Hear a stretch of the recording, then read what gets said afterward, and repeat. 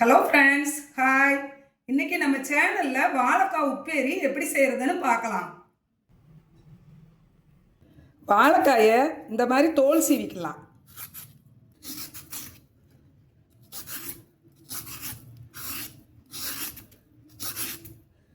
வாழைக்காயை தோல் சீவியாச்சு. இதை நம்ம கட் பண்ணிட்டு வந்துடலாம். வாழைக்காயை கட் பண்ணிட்டு வந்தாச்சு. அடுப்பில் ஒரு வடைச்சட்டி வச்சுருக்கிறேன். வாழைக்காயை அள்ளி இதில் சேர்த்துக்கலாம்.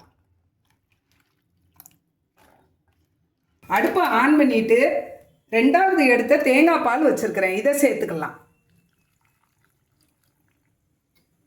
4 பச்சை மிளகாய் இந்த மாதிரி நீல வாக்கில் நறுக்கி வச்சுருக்கிறேன். இதை சேர்த்துக்கலாம். கொஞ்சமாக மஞ்சள் தூள் சேர்த்துக்கலாம். எல்லாத்தையும் நல்லா ஒரு கிளறி விட்டுட்டு மூடி வச்சுக்கலாம். அடுப்பை மீடியம் ஃப்ளேமில் வச்சுக்கலாம். வாழைக்காய் நல்லா வேகட்டும். வாழைக்காயை மூடி வச்சு வேக வச்சு 10 நிமிஷம் ஆகுது. இடையில 2 தடவை திறந்து கிளறி கொடுத்தேன். வாழைக்காய் 3/4 பதம் வெந்துருச்சு. இப்போ நம்ம வாழைக்காய்க்கு தேவையான உப்பு போட்டுக்கலாம். வாழைக்காயை நல்லா ஒரு கிளறி கொடுத்துட்டு மூடி வச்சிடலாம்.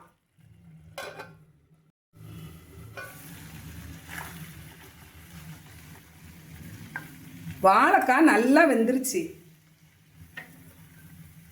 ஃபஸ்ட்டு எடுத்த கெட்டியான தேங்காய் பாலை சேர்த்துக்கலாம்.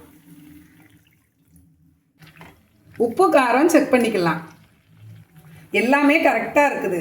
அடுப்பை சிம்மில் வச்சுட்டு இதுக்கு ஒரு தாளிப்பு ரெடி பண்ணிக்கலாம். தாளிக்கிறதுக்கு அடுப்பில் ஒரு வடைச்சட்டி வச்சு தேங்காய் எண்ணெய் ஊற்றிக்கலாம்.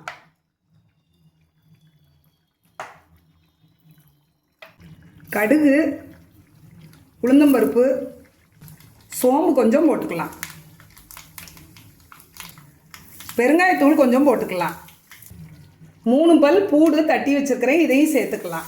வாழைக்காய் வாயினால் கொஞ்சமாக பெருங்காயத்தூளும் பூடும் நம்ம தட்டி சேர்த்துருக்கோம். கருவேப்பிலையை போட்டுக்கலாம். பொடியாக நறுக்குன வெங்காயம் கொஞ்சம் சேர்த்துக்கலாம். அடுப்பை சிம்மில் வச்சு கிளறி கொடுத்துக்கலாம்.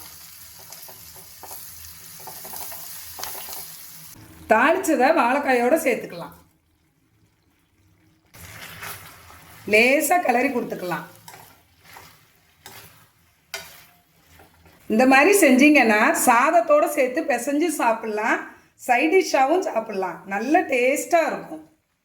சுவையான வாழைக்காய் உப்பேரி ரெடி. அடுப்பை ஆஃப் பண்ணிடலாம். Thank you friends.